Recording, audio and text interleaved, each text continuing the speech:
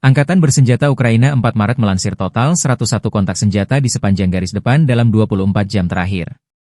Ukraina mencatat Rusia melancarkan 56 serangan udara terhadap posisi unit dan pemukiman Ukraina, menjatuhkan 104 kabupaten dan menggunakan 2.638 drone kamikaze.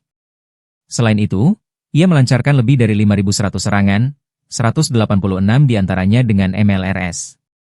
Penerbangan Angkatan Pertahanan, pasukan rudal, dan artileri Ukraina menyerang 14 area konsentrasi personel dan peralatan, sistem artileri, dan 2 pos komando Rusia. Di arah Kharkiv, pasukan Ukraina memukul mundur 2 serangan Rusia ke arah Bochkovy dan Krasny Persny.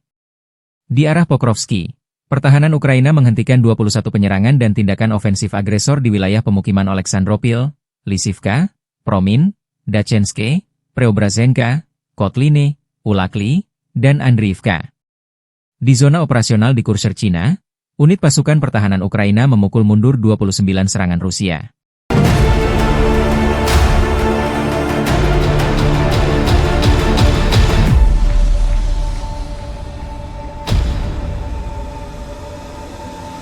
Download Tribun X sekarang, menghadirkan lokal menjadi Indonesia.